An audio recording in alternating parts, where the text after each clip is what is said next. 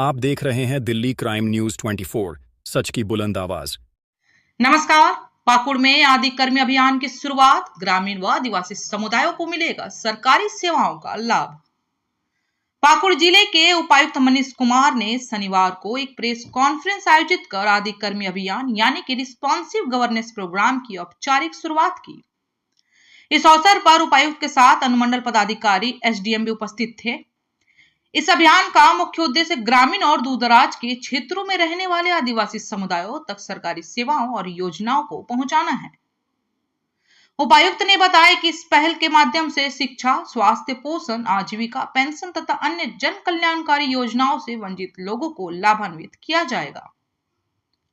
Press conference में उपायुक्त ने कहा कि आदि कर्मी अभियान एक सहभागी प्रयास है जो आदिवासी समुदायों को सशक्त बनाने और शासन की पारदर्शिता सुनिश्चित करने की दिशा में एक महत्वपूर्ण कदम है।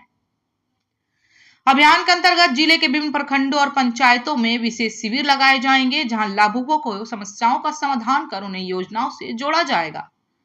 प्रशासन का लक्ष्य है कि कोई भी पात्र परिवार सरकारी सुविधाओं से वंचित न रहे। पाकुड़ से मुन्ना राजा की रिपोर्ट। सरकार के द्वारा आदि कर्मयोगी अभियान की शुरुआत की गई है, जिसका सबसे मूल उद्देश्य है रिस्पॉन्सिव गवर्नेंस प्रोग्राम। इसके तहत हम लोगों को अपने ज़िले में 447 गाँव में प्रत्येक गांव के हिसाब से 20-20 आदि कर्मयोगी बनाने हैं।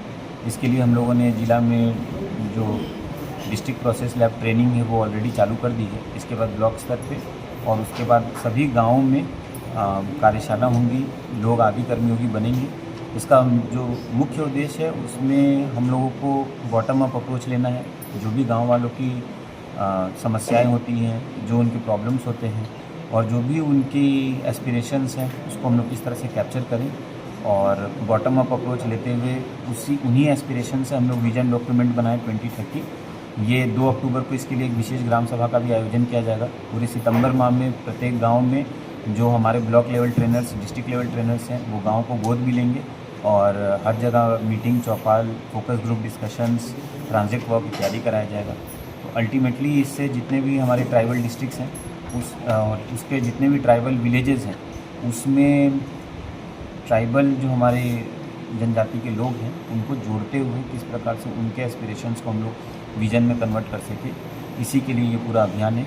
इसमें जिला प्रशासन के द्वारा भी अभियान के पॉलिसी डॉक्यूमेंट्स के अनुरूप 2 प्रोजेक्ट चलाए जा रहे हैं। प्रोजेक्ट स्पीक, जिसमें हम लोग उनका इंगेजमेंट अच्छे से करा सकें और लोगों को जागरूक कर सकें, और प्रोजेक्ट सर्वोदय, जिससे कि उनका ओरिएंटेशन हो सके कि अपने गांव के जो डेवलपमेंटल मॉडल्स हैं उसको वो लोग सही पटल तक पहुंचा सकें। ओवरऑल जो भी गांव के डेवलपमेंटल इश्यूज़ होंगे उससे एक होलिस्टिक ब्लॉक का डेवलपमेंटल प्लान बनेगा, विलेज डेवलपमेंटल प्लान से, और उसके बाद डिस्ट्रिक्ट डेवलपमेंटल प्लान, जिसको हम लोग आगे स्टेट को फॉरवर्ड करेंगे और फिर नेशनल डेवलपमेंटल प्लान या विजन डॉक्यूमेंट में उसको जगह दी जाएगी।